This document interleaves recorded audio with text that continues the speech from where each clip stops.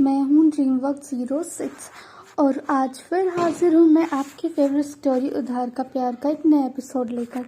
तो जैसा कि पिछले एपिसोड में हम सुन चुके हैं कि संयोग और संयोगिता अपने हनीमून के लिए गोवा आ चुके हैं, पर संयोगिता एयरपोर्ट पर ऐसी ऐसी हरकतें करती है जिससे संयोग बहुत शर्मिंदा होता है और उसे बहुत गुस्सा आता है अपनी किस्मत पर और वो संयोगिता से जल्द अपना पीछा छुड़ाना चाहता है।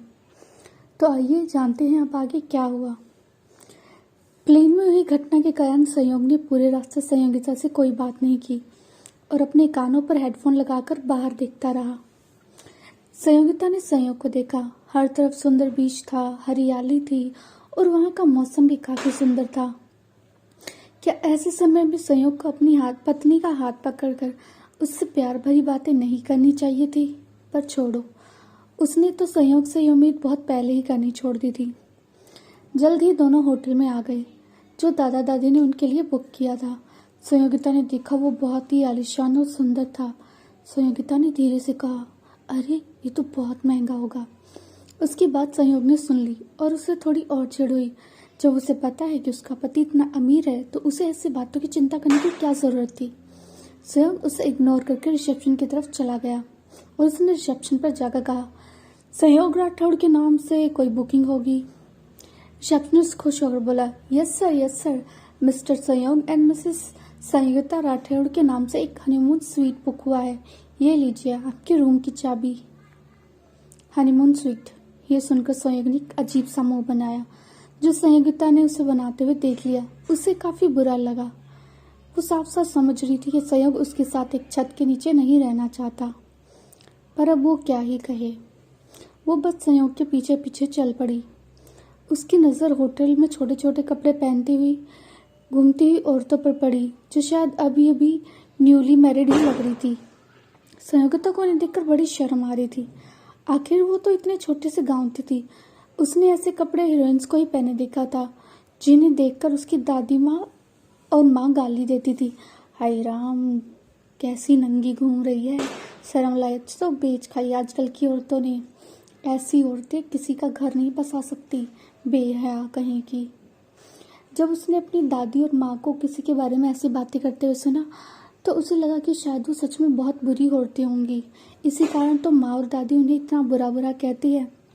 संयोगिता ने अपनी नज़र झुकाई और संयोग के पीछे पीछे चल पड़ी। संयोग ने उन औरतों को देखा पर उस नज़र से नहीं, पर संयोगिता को बुरा लगा। उसके पति को ऐसी औरतों को नहीं देखना चाहिए जो इतना इस तरह से अंग प्रदर्शन कर रही हैं। संयोग को ये कोई बड़ी बात नहीं लगी। आखिर वो फॉरेन में रहा था, वहाँ पर ये सब चीज़ें बहुत नॉर्मल थी। उसके बाद दोनों रूम में गए। वो रूम बहुत सुंदर और आलीशान था। संयोगिता ने हैरानी से उस जगह को देखा। संयोग ने संयोगिता से कुछ नहीं कहा और जाकर बेड पर आराम से सो गया। संयोगिता उसे हैरानी से खड़ी हुई देखती रही। क्या वो इतनी दूर से सोने आए थे? ये तो उनका हनीमून था ना, तो उन्हें साथ में घूमने जाना चाहिए था, कुछ अच्छे पल बिताने चाहिए थे, पर उसका पति तो इस तरह से सो रहा है जैसे उसे कोई फर्क ही नहीं पड़ रहा। संयोगिता बस उसे देखती रही और उसके बाद वो सोफे पर जाकर बैठ गई।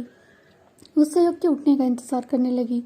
उसे नहीं पता था वो यहाँ पर क्या करे। वो उसका कोई घर थोड़ी ना था कि वो जाकर अपना कुछ काम कर ले। यहाँ तो वो संयोग के सहारे आई थी, ना तो उसे यहाँ पर किसी चीज़ का पता था और ना ही उसे ये पता था कि उसे यहाँ क्या करना चाहिए। संयोगिता को बहुत ज़ोर से भूख लग रही थी और उसे नहीं पता था कि खाना कैसे ऑर्डर करते हैं। इसके लिए भी वो संयोग के सहारे ही थी। संयोगिता बस बाथरूम में गई और सबने कपड़े बदल लिए और उसी तरह सोफे पर बैठकर संयोग का इंतज़ार करती रही। संयोग को सोते हुए कम से कम 2 घंटे हो गए। संयोगिता का भूख से बुरा हाल हो रहा था। दादा दादी ने उसके लिए खाना तो बांधा था पर एयरपोर्ट पर वो ले जाना अलाउड नहीं था, इसलिए वो उन्हें वापस ही रखना पड़ा था। संयोग 2 घंटे बाद उठा। उसने संयोगिता को सोफे पर इस तरह से बैठे हुए देखा तो पूछा, इस तरह से क्यों बैठी हो, आराम कर लेती? संयोगिता ने कहा, जी मुझे काफ़ी भूख लगी थी तो इसलिए मैं सो नहीं पाई। संयोग ने चिढ़ते हुए कहा, तो तुम खाना ऑर्डर कर सकती थी, हम होटल में हैं। संयोगिता ने बड़ी उदासी से कहा, जी मुझे खाना ऑर्डर करना नहीं आता। संयोग ने झल्ला कर कहा, तुम्हें कुछ करना आता भी है? तुम इस दुनिया में आई ही क्यों? तुम जैसी यूजलेस लड़की मैंने अपनी पूरी ज़िंदगी में नहीं देखी।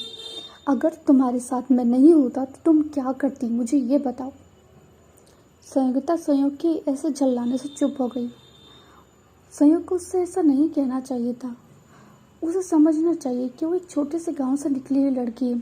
धीरे धीरे वो चीज़ों को सीख रही है। अब उसे सब कुछ एक दिन में तो नहीं आने वाला ना।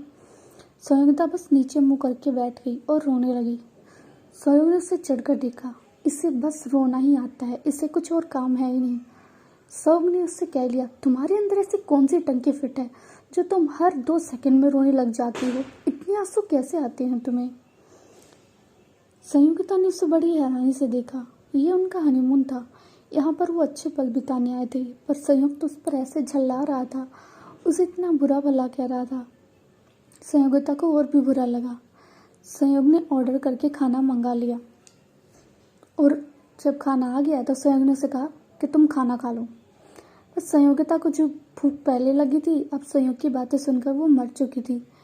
फिर भी उसने ना चाहते हुए जैसे तैसे खाना खा लिया, पर वो खाना उसके गले से नहीं उतर रहा था। उसे पता था कि वो किसी काम की नहीं है। बचपन से तो ऐसी बातें सुनते आई थी। उसे दुख था इस बात का, पर वो क्या करे। ये जिंदगी उसने तो नहीं मांगी थी ना।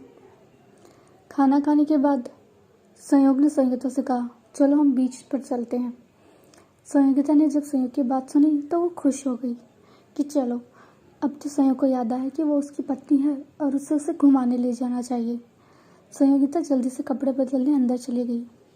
संयोगिता ने अपने कपड़ों में देखा तो उसमें कोई साड़ी नहीं थी, बस वो मैक्सी ड्रेस ही थी जो वो लेकर आई थी।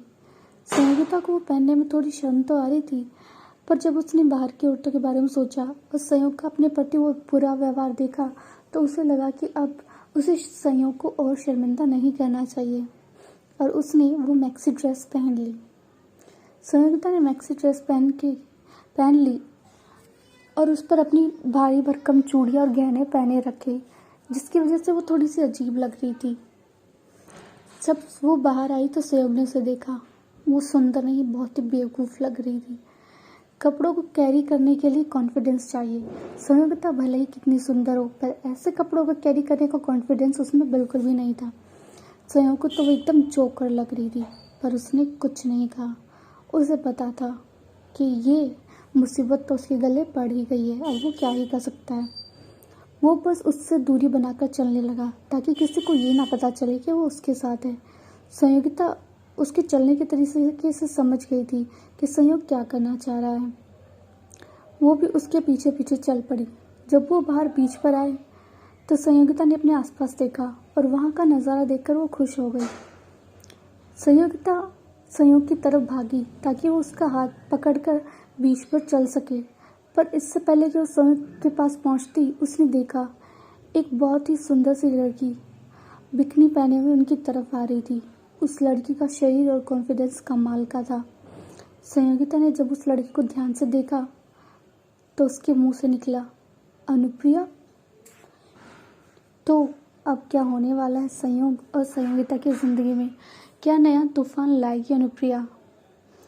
जानने के लिए सुनते रहिए उधार का प्यार, सिर्फ और सिर्फ मेरे चैनल होप पर। Thanks for your love and support.